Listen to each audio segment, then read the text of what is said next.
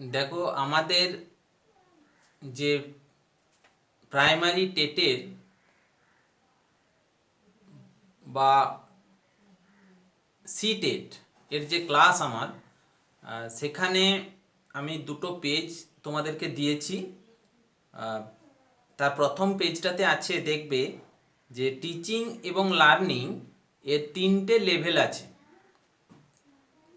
Memory level, understanding level এবং reflective level.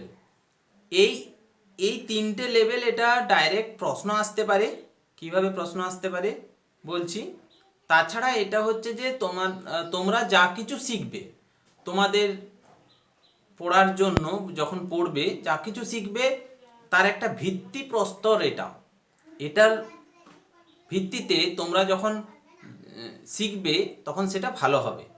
যে কোনো টপিক, শুধু এখানে প্রাইমারি টেট নয়, তোমরা এর পরে ভবিষ্যতে আজ থেকে যা কিছু শিখবে তা কিন্তু এই রিফ্লেকটিভ লেভেলের উপরে ভিত্তি করে যদি শিখো, লার্নিংটা করো, সেক্ষেত্রে ভালো হবে। আচ্ছা, যাই হোক, এবার দেখে নেব যে এই তিনটে লেভেল কি। এটা তো লার্নিংয়ের লেভেল। তো লার্নিং কোনটা? লার্নিং হচ্ছে যে কোনো জিনিস যখন আমরা শিখছি সেটাই হচ্ছে যে লার্নিং। এটা এটা যে শুধুমাত্র শ্রেণীকক্ষে ক্লাসরুমে শিশুদেরকে শিক্ষক মহাশয় শেখাচ্ছেন শুধু সেটা নয়, সেটাও হবে। শ্রেণীকক্ষে শিশুদেরকে শিক্ষক মহাশয় শেখাচ্ছেন, সেটাও কিন্তু লার্নিং হচ্ছে। আবার শিক্ষক মহাশয় যখন শিশুদেরকে শেখানোর জন্য নিজে প্রিপারেশন নিচ্ছেন, সেটাও লার্নিং। তোমরা বাড়িতে বসে বই পড়ে শিখছো, সেটাও লার্নিং হয়েছে। আমি যে তোমাদের ক্লাস নেওয়ার জন্য আমি প্রিপারেশন নিচ্ছি, যখন নিচ্ছি, হ্যাঁ, সেটাও লার্নিং। মানে যে কেউ যা কিছু, যে কোনো মুহূর্তে যা কিছু আমরা শিখছি সেটাই হচ্ছে যে লার্নিং। এই লার্নিংটা তিনটে লেভেলে হয়। হ্যাঁ, সেই অনুযায়ী টিচারকে টিচিংটা এই তিনটা লেভেলের উপরে ভিত্তি করে সেই মতো টিচিং দিতে হয়। তো এই লার্নিংটা যখন মানে স্কুল লেভেলে থাকে এবং কলেজ লেভেলে, তার অনুযায়ী এটাকে তিনটে ভাগ করেছে। যেমন প্রি প্রাইমারি আছে, এখন নার্সারি, অর্থাৎ একটি শিশু যখন 3 বছরের বয়স তখন থেকে ক্লাস 8 পর্যন্ত মেমোরি লেভেল। মেমোরি লেভেলে ওরা লার্নিং করে, অর্থাৎ শুধুমাত্র মুখস্থ করে। যেমন আতা গাছে তোতা পাখি, ডালিম গাছে মৌ, এইভাবে শুধুমাত্র মুখস্থ করে ওরা, কিন্তু এর মানে কি, এর এর জন্য কোনো ইমেজ ক্রিয়েট করতে পারে না, কোনো কিছু ভাবতে পারে না। কিন্তু আমরা এখন এই কবিতাটা যখন পড়ছি তখন কিন্তু ভাবতে পারছি যে আতা গাছ, তোতা পাখি, এগুলো সব ভাবতে পারছি, একটা ইমেজ আমাদের মাথার মধ্যে ক্রিয়েট হচ্ছে। তো এটা হচ্ছে যে রিফ্লেকটিভ লেভেল। কিন্তু যখন ছোট্টবেলায় শিশু এইটাকে মুখস্থ করছে, সেটা হচ্ছে যে মেমোরি লেভেল। তার জন্য মেমোরি লেভেলটা থাকে শুধুমাত্র ক্লাস এই মানে প্রি প্রাইমারি, অর্থাৎ 3 বছর বয়স থেকে, এখন যেটা নার্সারি 1, কেজি 1, কেজি 2, কেজি 3 বেরিয়েছে, সেখান থেকে আপ টু ক্লাস 8, অর্থাৎ 3 বছর থেকে 14 বছর। তারপরে আসে আন্ডারস্ট্যান্ডিং লেভেল, অর্থাৎ 9, 10, 11, 12, এই 4টা ক্লাস দেখা যাচ্ছে যে আন্ডারস্ট্যান্ডিং লেভেল। আন্ডারস্ট্যান্ডিং লেভেল কেন বলা হচ্ছে না, এখানে শিশুরা, এই মানে ছেলেরা, শিক্ষার্থীরা, ছেলেমেয়েরা, তারা কি করছে না, বুঝতে চাইছে, যুক্তি দিচ্ছে। হ্যাঁ, যে কিভাবে আমি বুঝবো, কেন এটা ঘটছে। যে কোনো ঘটনা যদি তাদেরকে করতে বলা হয়, শিখতে বলা হয়, হ্যাঁ, ধরো বলা হচ্ছে যে পৃথিবী, সূর্যের চারদিকে পৃথিবী ঘুরছে, তো বলা হচ্ছে যে কেন ঘুরছে, কিভাবে ঘুরছে, কোন দিক থেকে কোন দিকে ঘুরছে, ওদের মনে তখন প্রশ্ন জেগে যাচ্ছে। তখন টিচারকে উত্তর দিতে হচ্ছে, উদাহরণ দিতে হচ্ছে। হ্যাঁ, বা একটা টপিক বোঝানোর জন্য যখন উদাহরণ দেওয়া হয়, দেখবে বারবার উদাহরণ দেওয়া হয়, পজিটিভ নেগেটিভ, অর্থাৎ ধনাত্মক ঋণাত্মক হলে কি হয়, না হলে কি হয়, এই যে উদাহরণ দেওয়া, এটা হচ্ছে যে আন্ডারস্ট্যান্ডিং লেভেল। এই সময়টাই তারা কিন্তু বুঝতে চায়, 9, 10, 11, 12। এরপরে চলে আসছে হায়ার এডুকেশন, অর্থাৎ গ্র্যাজুয়েশন, গ্র্যাজুয়েশন এবং MA, PhD, এই জায়গাগুলোয় কিন্তু চলে আসছে রিফ্লেকটিভ লেভেল। এটা কিন্তু স্তর অনুযায়ী লার্নিংটাকে ভাগ করা হয়েছে।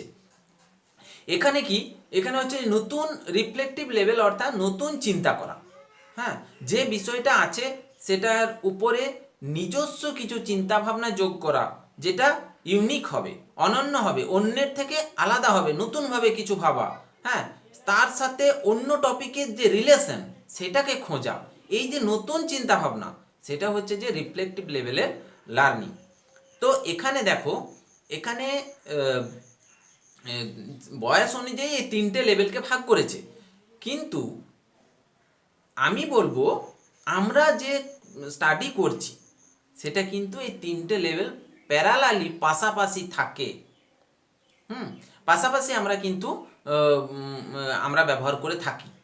হ্যাঁ, দেখো তোমরা যে প্রাইমারির জন্য টেটের যে বই পড়ছো, বা যে টপিক পড়ছো, হ্যাঁ, বা কোনো শিক্ষক মশাই আলোচনা করছেন শুনছো, যে কোনো জায়গা থেকে যখন লার্নিং করছো, বা আমি প্র্যাকটিস করার জন্য আমিও নিজে বিভিন্ন কম্পিটিটিভ এক্সাম দিচ্ছি, নেট সেট টেট, আমিও সব পরীক্ষাগুলো ক্লিয়ার হলেও আমি কিন্তু আবার বসছি এবং বসবো।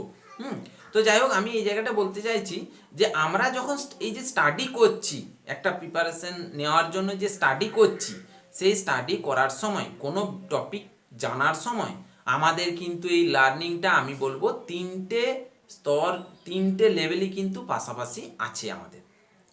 আচ্ছা, কেন বলছি এই তিনটে লেভেল কিভাবে পাশাপাশি আছে, আমি একটা উদাহরণের সাহায্যে বলি। যেমন দেখো, তোমাদের সেকেন্ড পেজে আমি 3 নম্বর টপিকে দেখো দিয়েছি যে ইন্ডাকটিভ মেথড, আরোহী পদ্ধতি। এখানে দেখো ইন্ডাকটিভ মেথড, আরোহী পদ্ধতি ধরো বইয়ে আছে, বা শিক্ষক মহাশয় বলছেন যে ইন্ডাকটিভ মেথড বা আরোহী পদ্ধতি কি। এখানে শুধু যখন বলা হচ্ছে যে উদাহরণ থেকে সূত্র, তাহলে স্টুডেন্ট মুখস্থ করছে বা যে কেউ শুধু যখন মুখস্থ করছে, বারবার বলে বলে যখন মুখস্থ করছে, সেটা হচ্ছে যে মেমোরি লেভেল লার্নিং।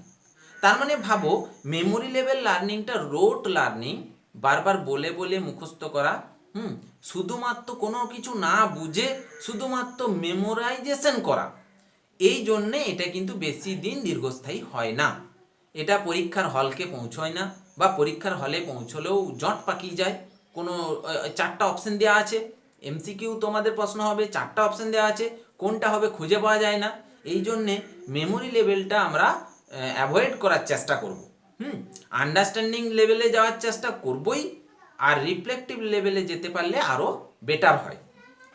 যেমন দেখো, আমি উদাহরণের সাহায্যে বলছি, এবং আমি পরবর্তী যে টপিকগুলো আলোচনা করব মাঝে মাঝে এই বিষয়টাকে টানবো, বা তোমরাও যখন লার্নিং করবে, যে কোনো যখনই স্টাডি করছো, লার্নিং করছো, তখনই কিন্তু তোমরা এই তিনটে লেভেলের মধ্যে একটু ভেবে নেবে, প্র্যাকটিস করে নেবে, দিয়ে রিফ্লেক্টিভ লেভেলে অর্থাৎ চিন্তনশীল, হ্যাঁ, নতুন চিন্তাভাবনা, অন্য টপিকের সঙ্গে জুড়ে দেওয়া, হ্যাঁ, অন্য টপিকের সঙ্গে যে রিলেশন সেটাকে খুঁজে বের করা, নতুন কিছু চিন্তাভাবনা করা, এটা হচ্ছে যে রিফ্লেক্টিভ লেভেল। আর জাস্ট উদাহরণ দিয়ে মুখস্থ করা, সেটা হচ্ছে যে আন্ডারস্ট্যান্ডিং লেভেল।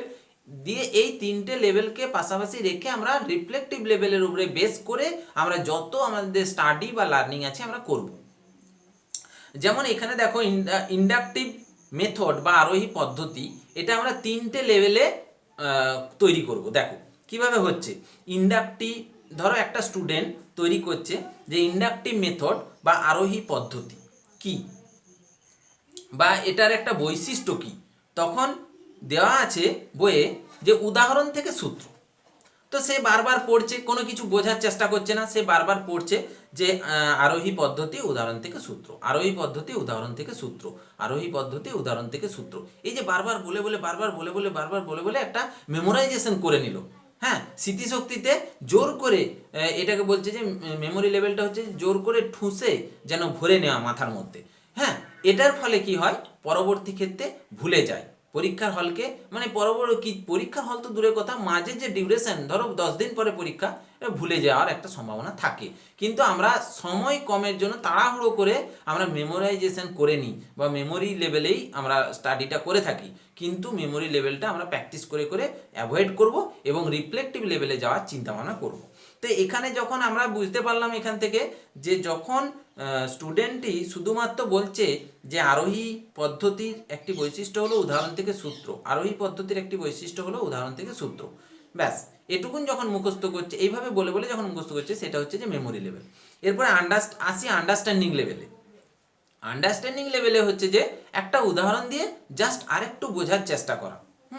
যেমন উদাহরণ থেকে সূত্র হচ্ছে যে ধরো বিদ্যা যুক্ত আলয় বিদ্যালয়, এখানে বিদ্যার শেষে আ পেলাম আর আলয়ের শুরুতে আ পেলাম, তাহলে আ যুক্ত আ সমান আ, এটা সন্ধির একটা নিয়ম। তাহলে প্রথমে কি পেলাম, বিদ্যার আ পেলাম, শেষ বর্ণ, এবং আলয়ের আ পেলাম, এই আয়ে আয়ে যুক্ত হয়ে আ হচ্ছে। তাহলে এটা হচ্ছে যে প্রথমে আমি উদাহরণটা দেখলাম, দিয়ে সূত্রতে এলাম। সূত্রটা কি, সন্ধির একটা সূত্র আছে, অ আ যুক্ত অ আ সমান আ, এর ডিটেলস বর্ণনা আছে। আবার হিম যুক্ত আলয়, হিমর শেষে কি পেলাম, অ যুক্ত আলয়ের প্রথমে আ পেলাম, তাহলে অ যুক্ত আ সমান আ। এখানে কি পাচ্ছি যে উদাহরণ দুটো পেলাম, হিমযুক্ত আলয় বিদ্যাযুক্ত আলয়, দিয়ে লাস্টে আমরা সূত্রে এলাম যে অ আ যুক্ত অ আ সমান হলো সূত্র, অ আ যুক্ত অ আ সমান আ, অ আ যুক্ত অ আ সমান আ, এটা একটা সূত্র। এটা দেখো বিভিন্ন অ আ আছে যেখানে সন্ধির যে যুক্ত হয় তার দুপাশের যে বর্ণটা, একটা অ বা আ, পরেরটা অ বা আ যদি থাকে, সেক্ষেত্রে দুটো যুক্ত হয়ে আকার হবে সন্ধিতে। এটা সন্ধি দিয়ে উদাহরণ দিলাম।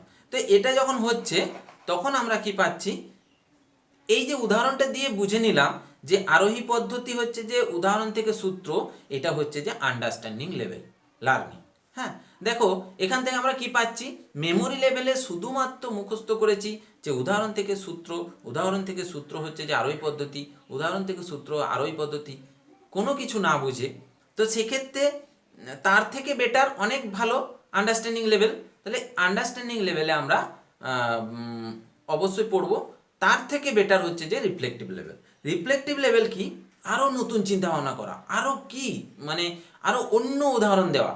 বইয়ে ধরো একটা উদাহরণ দিয়ে দিয়েছে, তুমি আরও অন্য উদাহরণ দিলে, অন্য কিছু ভাবলে, নিজের মতো করে ভাবলে, নিজে মনে রাখার মতো করে ভাবলে।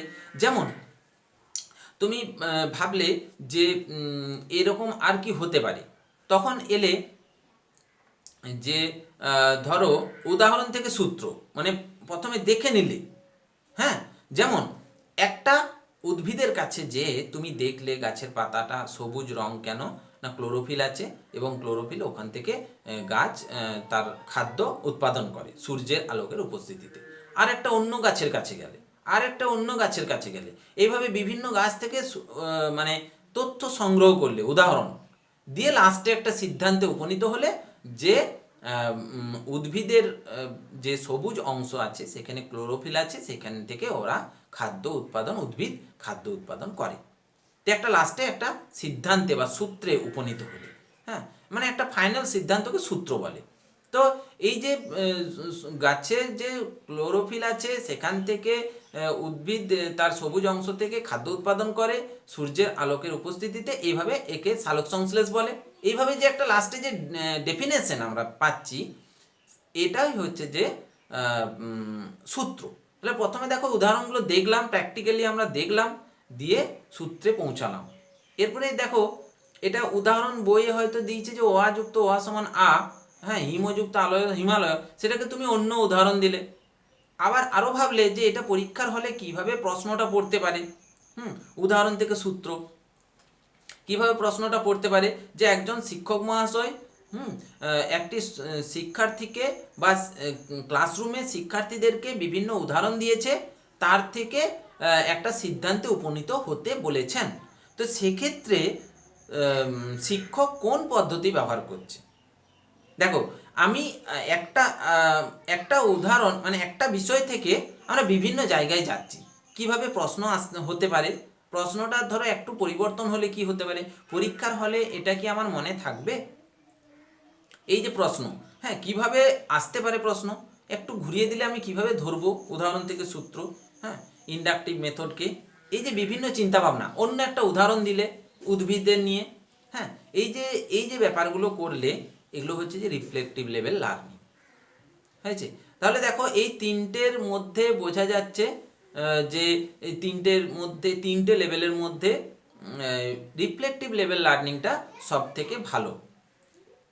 অর্থাৎ এখানে আমি এই জন্যই বলতে চাইছি তোমরা এর পরে আজকের পর থেকে যা কিছু স্টাডি করবে একটু ইউনিক নিজের মতো করে কিছু ভাবার চেষ্টা করবে, সেটাই হচ্ছে যে চিন্তন করবে, তার উপরে একটা চিন্তাশীল চিন্তা ভাবনা, কোনো একটা অন্য অর্থ তুমি খোঁজার চেষ্টা করবে, হ্যাঁ সেটা হচ্ছে যে রিফ্লেক্টিভ লেভেল লার্নিং। সেটা যদি করো, সেটা তোমার মেমোরাইজেশন করতে হচ্ছে না, মুখস্থ করতে হচ্ছে না, সেটা তোমার অনেক দিন স্মৃতিতে দীর্ঘস্থায়ী মনে থাকবে। তো যাই হোক, এলাম কি এখান থেকে আমরা পেলাম যে আমরা রিফ্লেক্টিভ লেভেলের উপরে লার্নিংটা করব। আচ্ছা, এই তিনটে লেভেলে কিন্তু লেভেল থেকে ডাইরেক্ট প্রশ্ন আসতে পারে যে মেমোরাইজেশন মুখস্থ করা কি কোন কোন পদ্ধতিটা ভালো, কোন লার্নিংটা ভালো। দেখো কি কি প্রশ্ন আসতে পারে আমরা একটু ভেবে নিই এখান থেকে। ডাইরেক্ট প্রশ্ন আসতে পারে কোন পদ্ধতির শিখনটি ভালো, লার্নিংটি ভালো। যেমন মুখস্থ করা, বোঝা, চিন্তনশীল ভাবে বা প্র্যাকটিক্যালি কোনো কাজ করে দেখা, এইভাবে। তো এর আর কোনোটিই নয়, এভাবে চারটা অপশান দিয়ে দিল, তার মধ্যে থেকে একটা বুঝতে পারছো যে রিফ্লেক্টিভ লেভেল চিন্তাশীল যে শিখন, চিন্তনশীল, সেটাই ভালো। দেখো ওখান থেকে এইভাবে ডাইরেক্ট প্রশ্ন আসতে পারে, আর আসতে পারে যেটা আমি একটা করে নমুনা দিচ্ছি, আরও অন্য বিভিন্ন রকমের হতে পারে। যেমন বলতে পারি যে একটি স্টুডেন্ট শুধুমাত্র উদাহরণ দিয়ে বোঝার চেষ্টা করছে বা শিক্ষক মহাশয় বোঝানোর চেষ্টা করছেন, সেটা কোন লেভেলের লার্নিং, হ্যাঁ সেটা হচ্ছে যে বলবে যে আন্ডারস্ট্যান্ডিং লেভেলের লার্নিং, অর্থাৎ বোধ শক্তি এটাকে বলছে। আর মুখস্থ করা মেমোরি লেভেল, আর রিফ্লেক্টিভ লেভেল হচ্ছে যে চিন্তনশীল। দেখো এর উপরে কিন্তু অনেক প্রশ্ন হতে পারে, শুধু এই টপিকটার উপরে অনেক প্রশ্ন হতে পারে।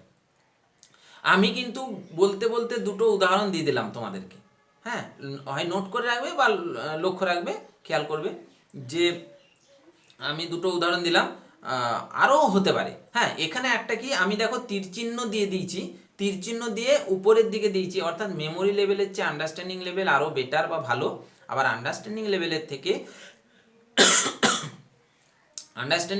থেকে রিফ্লেক্টিভ লেভেলটা আরও বেটার বা ভালো। আচ্ছা, এরপরে আসি, দেখো তোমাদের যে টপিক সেকেন্ড পেজ, আচ্ছা এটা আরেকবার বলে নিই যে এই তিনটে লেভেলের উপরে ভিত্তি করে কিন্তু তোমরা যে কোনো স্টাডি লার্নিং করবে, তিনটের মধ্যে অবশ্যই রিফ্লেক্টিভ লেভেল ভালো। তোমরা দেখবে যখন পড়বে তোমরা খেয়াল করবে, লক্ষ্য করবে যে তাই তো আমি মেমোরি লেভেলে পড়ছি, শুধুমাত্র মুখস্থ করার চেষ্টা করছি, সেক্ষেত্রে কিন্তু দীর্ঘস্থায়ী হবে না। আর উদাহরণ দিচ্ছি, আরেকটু বেটার কিন্তু অতটা ভালো নয়, তার চেয়ে আমি রিফ্লেক্টিভ লেভেলে পড়ার বা শেখার চেষ্টা করব। আচ্ছা, এরপরে আমি চলে যাই তোমাদের যে সেকেন্ড পেজটা ছিল, সেখানে দেখো প্রথম টপিকে আছে 1, 2, 3, প্রথম তিনটে পয়েন্ট দিয়েছি। দেখো first language, second language, third language. এখানে এই ভাষা থেকে কিন্তু প্রশ্ন আসতে পারে, ভাষার উপরে গুরুত্ব দিচ্ছে। ভাষার উন্নতি হতে হবে, একটি মানুষ তার ল্যাঙ্গুয়েজ যদি ভালো থাকে সেক্ষেত্রে সে কিন্তু খুব ভালো তার পারফরমেন্স দেখাতে পারবে। তো যাই হোক, এই যে তিনটে first language, second language, third language বলেছে, এখানে কেন বলেছে যে খুব লক্ষ্য করো, বড় মানে কনসেপ্টটা কিন্তু অনেক বড়। দেখো ফার্স্ট ল্যাঙ্গুয়েজ মানে খুব ভালো তা নয় কিন্তু, সেকেন্ড ল্যাঙ্গুয়েজ মানে মাঝামাঝি তা নয় কিন্তু, আর থার্ড ল্যাঙ্গুয়েজ মানে খারাপ, যে থার্ড ল্যাঙ্গুয়েজ সংস্কৃত খারাপ খুব তা নয় কিন্তু। ফার্স্ট ল্যাঙ্গুয়েজ ভালো খারাপ অনুযায়ী ল্যাঙ্গুয়েজ কিন্তু ফার্স্ট সেকেন্ড থার্ড করেনি। হ্যাঁ এটা কোনো প্রতিযোগিতা নয় যে কোনো প্রতিযোগিতা হচ্ছে, ও ফার্স্ট হয়েছে, সেকেন্ড হয়েছে, থার্ড হয়েছে, হ্যাঁ, সেই অনুযায়ী কিন্তু ফার্স্ট সেকেন্ড থার্ড ল্যাঙ্গুয়েজ এখানে করা হয়নি বা নয়, এই কনসেপ্টটা ভুল। আচ্ছা, এরপরে আসবো তাহলে ফার্স্ট ল্যাঙ্গুয়েজ কেন করা হয়েছে না, যে ল্যাঙ্গুয়েজটা আমরা মাতৃভাষায় মানে কথা বলি, আমাদের যে মাতৃভাষা সেটাকে ফার্স্ট ল্যাঙ্গুয়েজ বলছে, কারণ আমরা ছোট্ট শিশু অবস্থা থেকে আমরা যে ভাষাটি শিখছি সেটা হচ্ছে যে ফার্স্ট ল্যাঙ্গুয়েজ। তাহলে সেকেন্ড ল্যাঙ্গুয়েজ কি না, যেটা অর্জন করার চেষ্টা করছি, যে ল্যাঙ্গুয়েজটা যেটা আমাদের প্রয়োজন বলে অর্জন করার চেষ্টা করছি, ফর্মাল যে এডুকেশন সিস্টেম আছে আমাদের বিদ্যালয়, সেখানে অর্জন করার চেষ্টা করছি শিক্ষক মহাশয়ের দ্বারা, সেটা হচ্ছে যে সেকেন্ড ল্যাঙ্গুয়েজ। তাহলে থার্ড ল্যাঙ্গুয়েজ কেন বলা হচ্ছে না, থার্ড ল্যাঙ্গুয়েজ কি অর্জন করার চেষ্টা করছি না, না, আমরা কিন্তু থার্ড ল্যাঙ্গুয়েজ অতটা অর্জন করার চেষ্টা করছি না, আমাদের প্রয়োজন অতটা নেই। তাহলে এখানে প্রশ্ন উঠতে পারে, তোমরা প্রশ্ন করতে পারো যে কেন 7-8-এ আছে সংস্কৃতটা আমরা উদাহরণ দিয়েছি, কিন্তু আরও অন্যান্য ভাষাও হতে পারে থার্ড ল্যাঙ্গুয়েজ। হ্যাঁ, যে কোনো ভাষায় যখন মৃতপ্রায় হয়ে গেছে, মানুষ বেশি ব্যবহার করছে না, সেটাই থার্ড ল্যাঙ্গুয়েজ।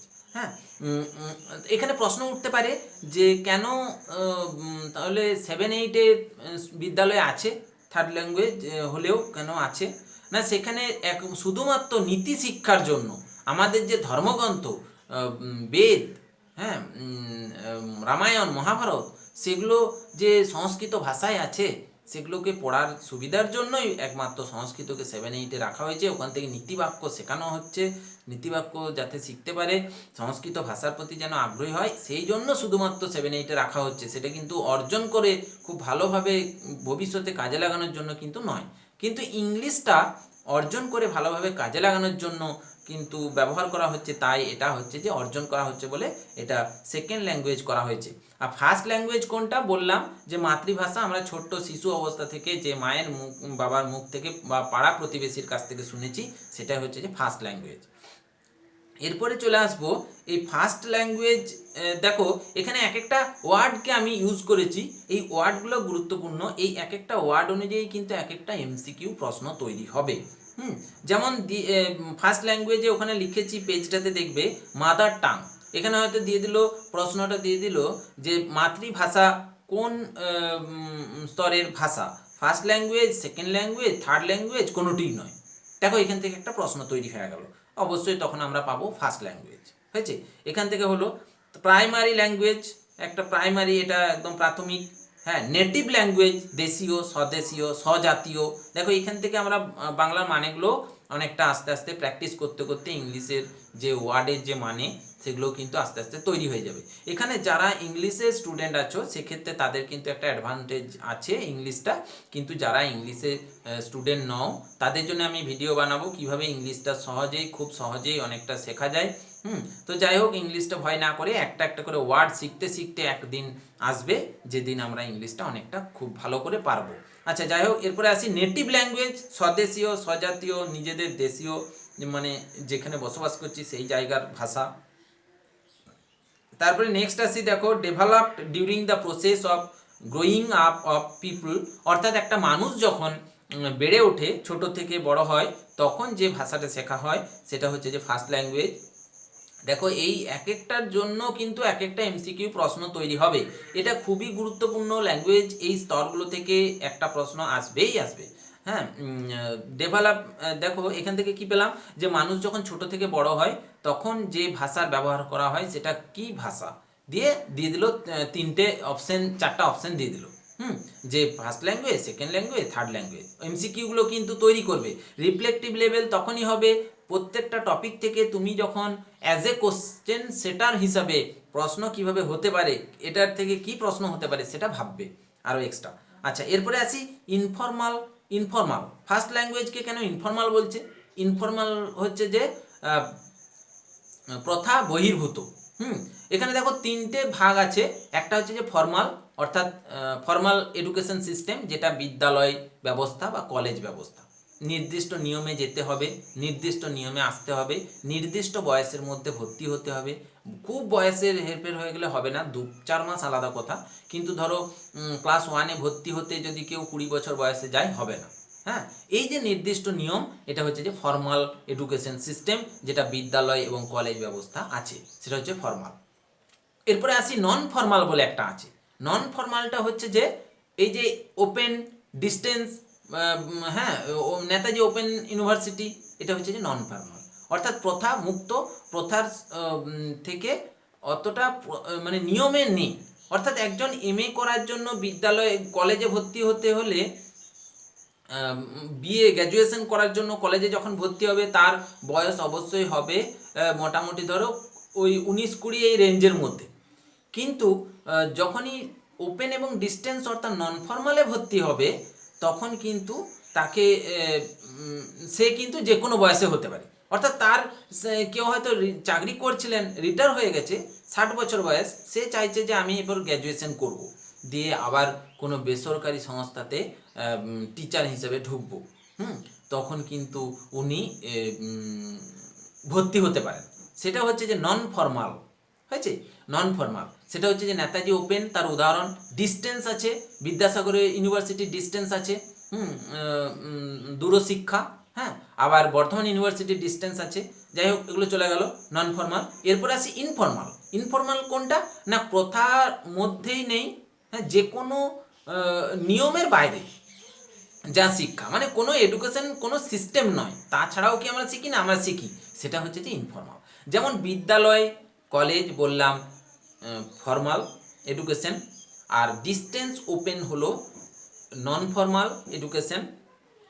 আর ইনফর্মাল হচ্ছে যে বিদ্যালয়েও নয়, ওপেনেও নয়, ডিস্টেন্সেও নয়, কোথায় তাহলে না, আমাদের বাড়িতে, বাড়িতে রাস্তায় ঘাটে পথে ঘাটে যেখানে যা শিখছি, হ্যাঁ, সিনেমা হলে বন্ধুর সঙ্গে আড্ডার থেকে কোথায় কোনো অনুষ্ঠান বাড়িতে, যে বিবাহ মানে অনুষ্ঠান, শ্রাদ্ধানুষ্ঠান, হ্যাঁ, যে কোনো অনুষ্ঠানে যে, বা যেখানে মানুষজন জমায়েত হয়, বা আমাদের যে দুর্গা পুজো, লক্ষ্মী পুজো, সরস্বতী পুজো, বিভিন্ন যে অনুষ্ঠান, সেখানে, হ্যাঁ, যখনই আমরা কিন্তু শিখছি, সেটা হচ্ছে যে ইনফর্মাল। তো ইনফর্মালে দেখো ফার্স্ট ল্যাঙ্গুয়েজ ব্যবহার করা হয়। এখানে দেখো ইনফর্মাল বলে দিল যে প্রথা বহির্ভূত, সেখানে কোন ল্যাঙ্গুয়েজ ব্যবহার করা হয়, ফার্স্ট ল্যাঙ্গুয়েজ। ইনফর্মাল বলে দিল ফার্স্ট ল্যাঙ্গুয়েজ, হয়েছে। আচ্ছা, এখান থেকে দেখো আমি কিন্তু এমসিকিউ কিভাবে হবে তারও উদাহরণ দিয়ে দিলাম। এটা কিন্তু আরও 2-3 ধরনের, 5-6 ধরনের এমসিকিউ হতে পারে, কিন্তু আমি একটা করে নমুনা এখন দিয়ে দিয়ে যাচ্ছি, পরে পরে আবার দেবো, বা তোমরাও বানাবে, তৈরি করবে, বা তোমাদের যদি মনে হয় বলবে আমাকে যে এই টপিকটার উপরে ইনফর্মাল থেকে কিভাবে প্রশ্ন আসতে পারে সেটা একটা তৈরি করে দেন, তখন আমি কিন্তু আরও 2-4টা তৈরি করে দেবো। এখন আমি নমুনার জন্য তাড়াতাড়ি করে একটা ক্লাস নামানোর বা বলার চেষ্টা করছি তোমাদেরকে।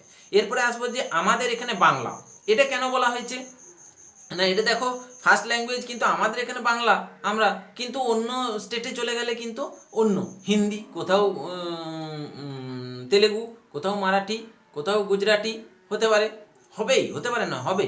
এরপরে আসছি এখান থেকে কিভাবে আসতে পারে, যে ধরে নাও এভাবে প্রশ্ন আসতে পারে, ধরে নাও একজন ওয়েস্ট বেঙ্গলে একজন যে এলাকায় বাংলা কথা বলে সেখানে ফার্স্ট ল্যাঙ্গুয়েজ কি দিয়ে অপশন দিয়ে দিল, বাংলা, হিন্দি, গুজরাটি, মারাঠি, এইভাবে অপশন দিয়ে দিল, তখন কিন্তু বাংলা হবে। আবার দিয়ে দিল যে একটা উত্তরপ্রদেশে হিন্দিভাষী তোমার রাজ্যে বা একটা এলাকায়, সেখানে ফার্স্ট ল্যাঙ্গুয়েজ কি, বাংলা, হিন্দি, গুজরাটি, মারাঠি, এইভাবে দিয়ে দিল, তখন কিন্তু আমরা কি জানি, ফার্স্ট ল্যাঙ্গুয়েজ মানে বাংলা, ফার্স্ট ল্যাঙ্গুয়েজ মানে বাংলা। কিন্তু না, ওখানে যেহেতু প্রশ্নে ওরকম উল্লেখ করে দিয়েছে যে একটা হিন্দিভাষী এরিয়া, সেক্ষেত্রে তখন কিন্তু ফার্স্ট ল্যাঙ্গুয়েজ হিন্দি করতে হবে। কারণ প্রশ্ন অনুযায়ী কেমন চেঞ্জ হয়ে যাচ্ছে, এই টেটের পরীক্ষার এই তো সমস্যা, যে প্রশ্ন তুমি এখান থেকে এক পড়ে যাবে, ওখানে আরেক পড়বে, একটু চেঞ্জ করে দেবে, সামান্য চেঞ্জ করে দেবে, এই চেঞ্জগুলো লক্ষ্য করতে হবে। আমরা দেখো সব টপিকের উপরে আমরা কিন্তু বলে বলে যাব একটা একটা করে। আচ্ছা, এটা বললাম এখানে বাংলা। ঠিক সেমভাবে সেকেন্ড ল্যাঙ্গুয়েজ হচ্ছে যে this is learn under a formal teaching set up, অর্থাৎ যখন বিদ্যালয়ে একটা এডুকেশন সিস্টেম, নির্দিষ্ট সিস্টেমে আমরা যখন কোনো একটা ভাষা অর্জন করার চেষ্টা করছি, যেমন ইংরেজিটা বিশেষ করে আমরা করছি, এখানে দেখো এখানে কিন্তু হিন্দিটাই অর্জন করার চেষ্টা করছি না, হ্যাঁ, তাহলে এখানে ইংরেজিটা আমরা অর্জন করার চেষ্টা করছি, সেটা হচ্ছে যে সেকেন্ড ল্যাঙ্গুয়েজ। হ্যাঁ, একটা বিদ্যালয় সিস্টেমে যেটা অর্জন করার চেষ্টা হয় সেটা হচ্ছে সেকেন্ড ল্যাঙ্গুয়েজ। এরপরে আসছি যে অ্যাকুয়ার্ড, অর্থাৎ অর্জন করা হয়। হ্যাঁ, আমাদের এখানে ইংরেজি, অন্য জায়গায় অন্য চেঞ্জ হতে পারে, এটা বাংলার মতো উদাহরণ হবে, আমি আর বলছি না। এরপরে থার্ড ল্যাঙ্গুয়েজ সংস্কৃত, এটা মনে রাখবো একটা উদাহরণ হিসাবে, হ্যাঁ এটা অন্য কিছু হতে পারে, একটু লক্ষ্য রাখবে। এরপরে আসি, দেখো 4 নম্বর টপিক আছে your objectives aims works as a English teacher, মানে তুমি একজন ইংলিশ টিচার, এটা বাংলা বলতে পারে। হ্যাঁ, ইংলিশ টিচার হিসাবে তোমার এম লক্ষ্যটা কি, অর্থাৎ একজন ল্যাঙ্গুয়েজের তুমি টিচার, সেক্ষেত্রে তোমার লক্ষ্যটা কি। সেক্ষেত্রে দেখো লক্ষ্যটা হচ্ছে যে যেন স্টুডেন্ট আন্ডারস্ট্যান্ড, অর্থাৎ বুঝতে পারে ওয়েন স্পোকেন রিটেন ইংলিশ, যখন ইংলিশ লেখা পড়া বলা হচ্ছে সেগুলো যেন বুঝতে পারে, সেটাই হচ্ছে যে ইংলিশ টিচার হিসেবে তোমার প্রধান লক্ষ্য। যেহেতু তুমি ভাষাটা শেখানোর জন্য করছো, প্রধানত ইংরেজি তো একটা ল্যাঙ্গুয়েজ, তাহলে এটা ভাষাটা শেখানোর জন্য করা হচ্ছে। আচ্ছা, যেন স্পিক বলতে পারে, রাইট লিখতে পারে, কারেক্ট ইংলিশ, এটাই হচ্ছে যে তোমার ইংরেজি শিক্ষক হিসেবে তোমার প্রধান উদ্দেশ্য। আচ্ছা, এটা চলে গেল। এরপরে আসছি, এগুলো থেকেও কিন্তু ওইভাবে এমসিকিউ হবে যে তোমার বাংলা শিক্ষক হিসেবে তোমার প্রধান উদ্দেশ্য কি। বাংলা ভাষাটি শুধুমাত্র মুখস্থ করা, লক্ষ্য করবে আমি অপশানগুলো বলছি, বাংলা ভাষাটি শুধুমাত্র মুখস্থ করা, 2 হচ্ছে যে অন্যের বাংলা ভাষা বলছে সেটাকে রেকর্ড করা, হয়েছে, 3 হচ্ছে যে বাংলা ভাষাটি পড়তে এবং বুঝতে পারা, 4 হচ্ছে যে উপরের সবগুলি, এইভাবে অপশান দেবে। তখন হচ্ছে যে বাংলা ভাষাটা মুখস্থ করতে পারা, ওটা হবে না। হ্যাঁ, বাংলা ভাষাটি অন্যের ভাষাটি রেকর্ড করা, ওটাও হবে না। তাহলে বাংলা ভাষাটি বুঝতে পারা, মুখস্থ করতে মানে বুঝতে পারা, বলতে পারা, লিখতে পারা, এটা হয়ে যাবে। এইভাবে অপশান তৈরি করবে তোমরা এমসিকিউ। এই তৈরি করাটাই হচ্ছে যে আমি অ্যাজ এ কোশ্চেন সেটার লার্নিং আমি এটা নাম দিয়েছি। হ্যাঁ, যাই হোক, এই 3 ধরনের আমি ওয়ার্ড লার্নিং করলাম, এক একটা ওয়ার্ডের উপরে গুরুত্ব দিয়ে। আচ্ছা, এরপরে আসছি যে এরপরে আসবো যে 4 নম্বর টপিক, 4 নম্বর হয়ে গেছে।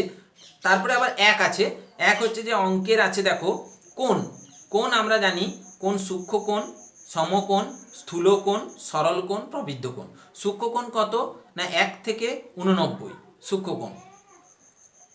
স্থূলকোণ কত 1 থেকে 89। তারপরে আসছি সমকোণ দেখো 90 ডিগ্রি, আর স্থূলকোণ 91 থেকে 179, সরল কোণ 180, আর প্রবৃদ্ধ কোণ 180 হয়ে গেছে, এটা 181 করবে, 181 থেকে 359। দেখো কোণ আমরা সবাই জানি, হ্যাঁ কোণ হিসেবে কিন্তু সবাই জানি, কিন্তু প্রশ্নটা কিভাবে দেবে সেটা আমাদেরকে জানতে হবে। গ্রেটার দেন লেস দেন দিয়ে দিতে পারে, এইভাবে দিতে পারে, এলোমেলো সাজিয়ে দিতে পারে। হ্যাঁ, গ্রেটার দেন লেস দেনটা ঠিক আছে কিনা দিতে পারে, এটা একটু ঠিক করে নেবে। 180 করা আছে, 181 হবে, 181 হবে। এরপরে আসি সংখ্যাটা দেখো, সংখ্যা অনেক আছে এখানে, কিছু ইম্পর্টেন্ট গুরুত্বপূর্ণ সংখ্যাকে আমি তুলে ধরেছি। স্বাভাবিক সংখ্যা, অখণ্ড সংখ্যা। স্বাভাবিক সংখ্যা কোনটা মনে রাখবো, যে স্বাভাবিক সকলে যেটা স্বাভাবিক জানে সেটা 1 2 3 4, এরপরের থেকে যত খুশি।